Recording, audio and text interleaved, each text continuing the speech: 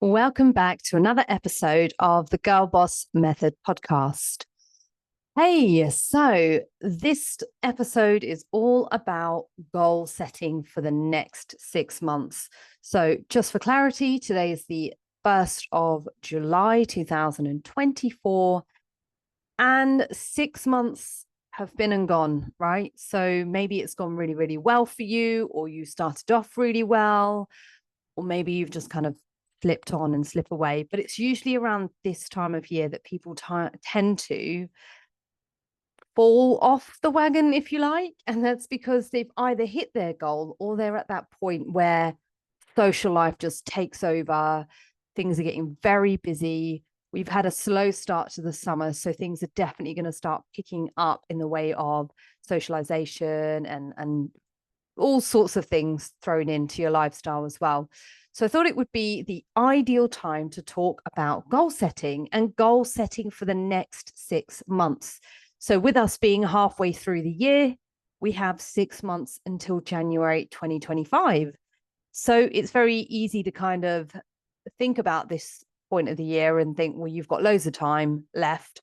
But I wanted to talk specifically about this period and get us like resetting again, because quite often we start off the year with great intentions. We have New Year's resolutions and we have goals, etc. We're thinking about the year ahead.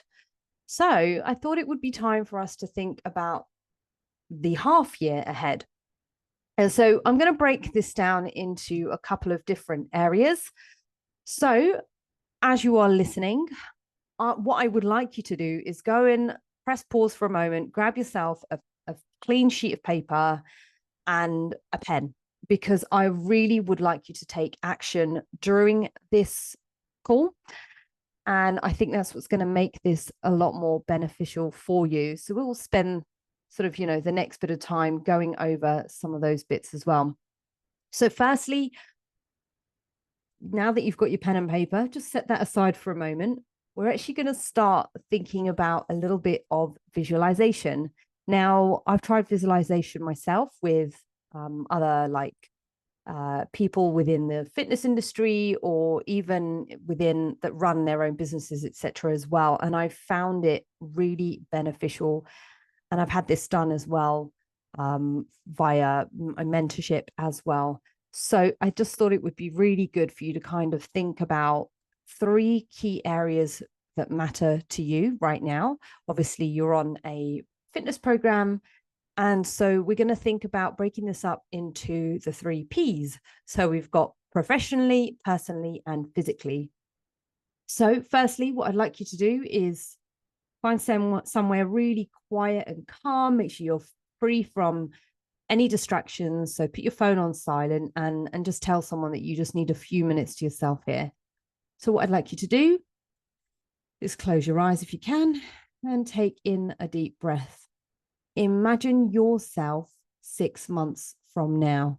Now, we know that 6 months from now is that sort of peak finale to the year. And perhaps we're thinking about Christmas time or New Year's celebrations, etc. So firstly, we'll think about visualizing your personal life. So what do your relationships look like? And what is your mental and emotional state? So just spend a few moments thinking about, again, visualizing where you want to be. This is where you want to take yourself in terms of that sort of personal life. And then if we take it to professionally, now I want you to think about your career or even your business. What milestones have you achieved, and what does your daily work life look like for you? So again, we're thinking about milestones. Perhaps you've received a promotion or a new job, or people are giving you praise for a project that you've worked really, really hard on.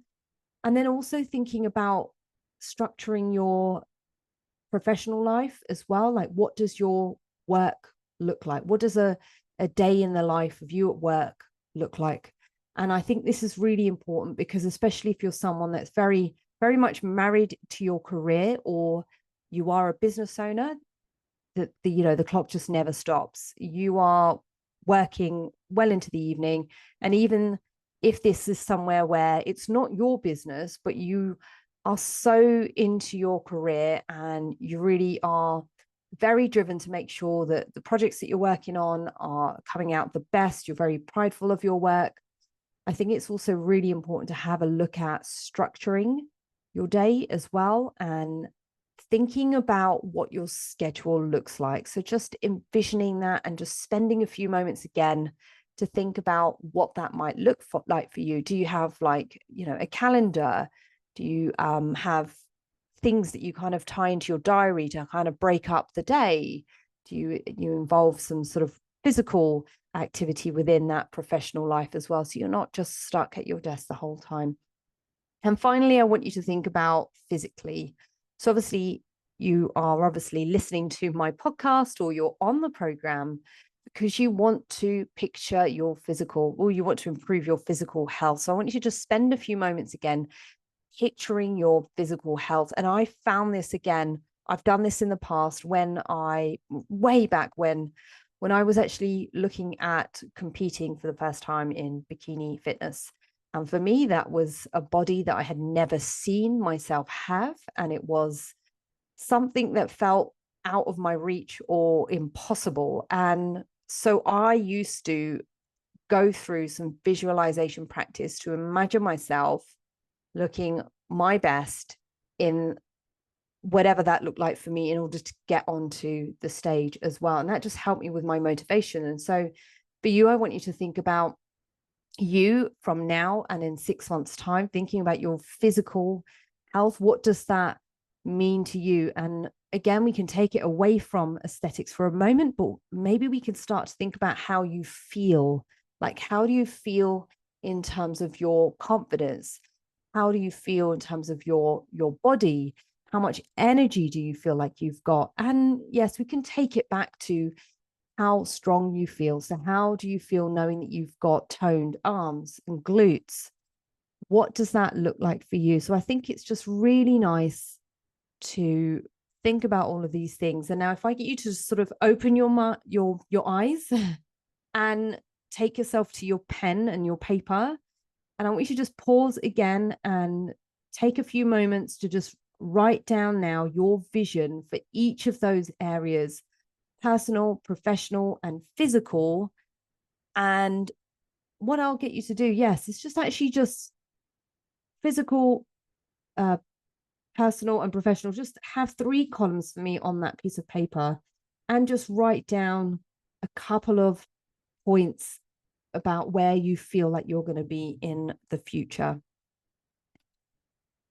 And now what I'd like you to do is, on that piece of paper, is you're now going to think a little bit more strategically. So we're going to think about our SMART goals.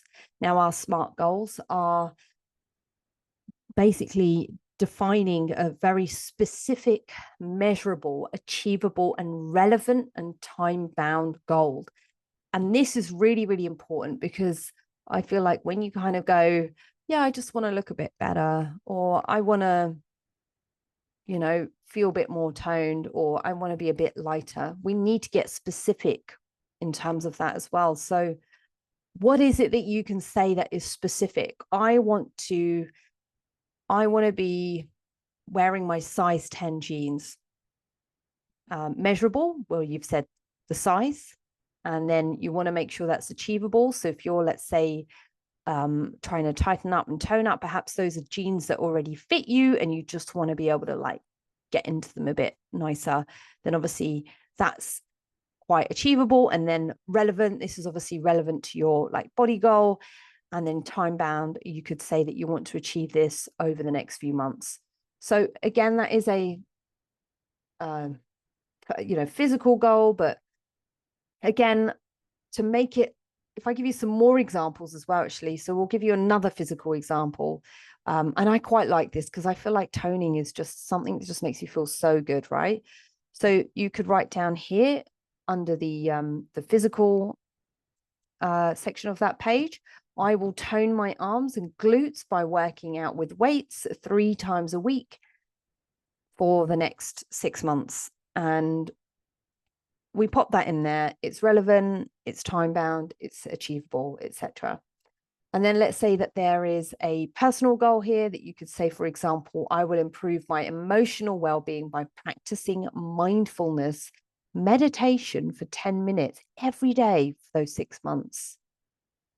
And again, with this, you could say, do you want to do it every day, or is it something that you're going to make it a bit more achievable? Because maybe that feels a bit out of reach. So perhaps maybe you could say, I'm going to do this every Wednesday and Sunday. And then professionally, I will increase if, for example, you run a business, I will increase my business revenue by 20% by launching a new product and marketing it through social media campaigns by the end of the year. And again, if you are someone that's just, you're not a business owner, but you are very career driven, you could say that there is this position that I really like, and this is what I'm going to aim to get to, and I want to achieve it by X time. So yeah, just again, take a moment to write these, write down one SMART goal for each of those areas. So the personal, the physical, and the professional. And then moving on, we've got to create an action plan. So again, taking it step by step into these can help you sort of work through this. And again, you can have 3 pieces of paper, you can break them up into different areas and focus on this one at a time. But creating an action plan, you want to break down some actionable steps to make sure that you can actually get to them. So for example, when we talked about that sort of personal goal, you could download a mindfulness app. You could set in a reminder on your phone, in your Google Calendar, for your meditation time. And then you can actually track your meditation sessions within a journal. So you can actually get a nice paper journal, and you can just write in a little book, in a little notebook, and you can talk about how you felt within those meditation sessions or just after them. And that way you've got a way of tracking that as well. And then again, when we're thinking about professional, again, this is something that you could reach out to and find, a friend, a colleague, someone who's you could see is perhaps potentially mentoring you for this. And again, making sure that you've got things in the diary that are going to help you build up to that as well.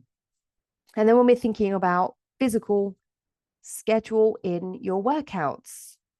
So make sure that those 3 sessions where you are going to be getting toned arms and glutes by working out those 3 times a week, they are in your diary. And alongside with that, what else is going to help you? It's actually having the nutrition strategy as well. So make sure that that's written in there. And how are we going to do that? Potentially, we could look at tracking. We could look at tracking that progress via using something like MyFitnessPal, and making sure that you are accountable as well for those things. And again, you can really take your time with this and spend a bit more time on this. I know I'm rushing through this quite quickly, but again, just pause me, write down 3 or 4 specific actions for each of your own personal goals. Again, feel free to listen to this entire episode and go back and pause after. It might help you just sort of have those prompts as you go along into practice yourself. And then I wanted to talk to you about accountability and support, because I feel like this is an area that, especially when it comes to fitness, quite often people think it's that they just need to be given exercises and that they just need to be given a meal plan. So they think that they need to be told what to eat and what exercises to do, and that's it. And that, yes, once they know those answers, they can get on with it. But oftentimes, accountability is actually the key for staying on track and keeping motivated. That's what accountability is going to do. So again, it's going to help you achieve those goals. You're going to be having someone on that journey with you. And again, when we're looking at accountability, having an accountability partner, or even having a coach or having a friend, finding a way of just making sure that you're not slipping off. So sort of moving on again with us and with our coaching program, the weekly check-ins are going to be really valuable in terms of this. So not only do I give my clients, my ladies, daily accountability and support, we also do a weekly check-in. And with the weekly check-in, it's a chance for us to review your progress, adjust things if needed, and keep you motivated. So we will do things like, in terms of tracking that progress and reviewing it, we will make sure that there are various metrics that we might look at. And again, I know sometimes you might think, well, why am I taking pictures? I look the same. Sometimes actually having somebody else look at that for you, they can see your progress better than you can see yourself. And that's just exactly the same thing I've done when I've had my own coach as well, for when I was sort of trying to achieve a certain body as well for my competitions, for example. So just understand that is important. And then also, even when it comes to metrics, now I know we don't want to like overemphasize scale weight, but they can be really helpful in terms of coming into the picture of what's going on. Again, having a look at the type of foods that you may have eaten, the scales might go up because of things like water retention or your monthly cycle, etc. So it's just a tool, and we don't want to heavily rely on that scale weight. And that's another reason why we look at other metrics. So again, when we're looking at those metrics, we're thinking about measuring waist, hips, bust, arms and calves and thighs.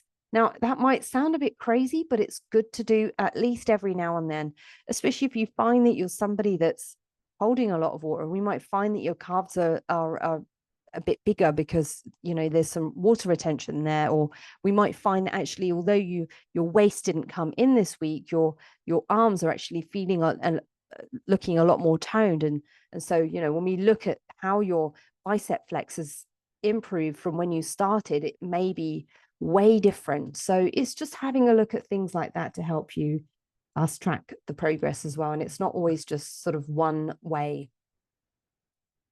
And then, of course, we've got our wonderful community. Okay, we've got our like-minded ladies inside the program. And I want you all here to be on this journey with each other and support each other, share your wins, celebrate each other's wins. Because when we do our meetups, we do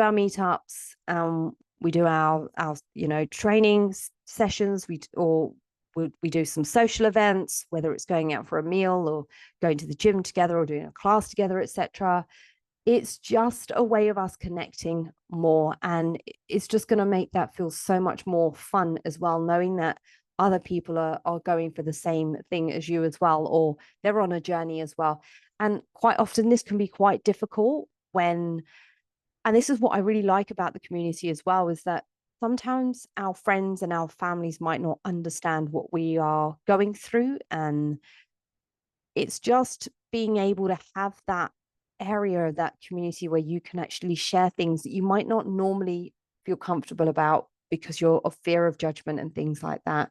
So just wanted to kind of say that, look, just to kind of wrap up things really, is that so today we've set a vision for where you want to be in the next 6 months. And again, I'm tying this in with personally, professionally, and physically, because I feel like that all really helps encompass you as a person.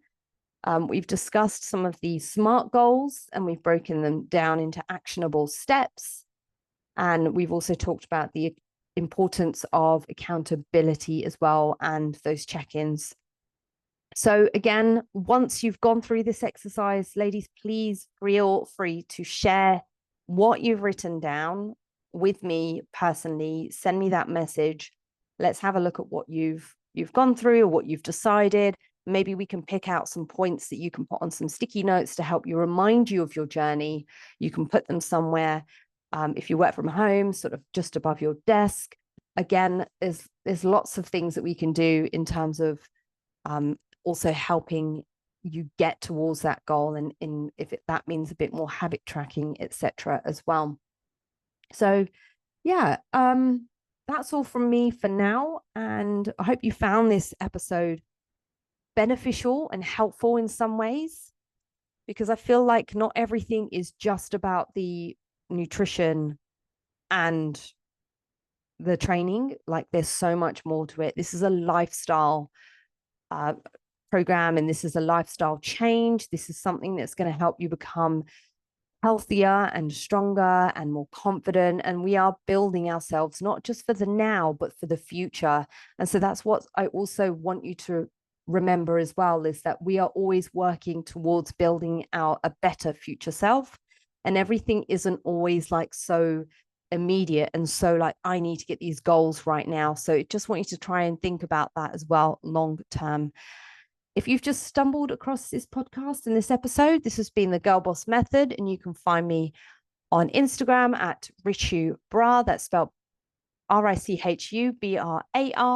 And we'll see you here next time.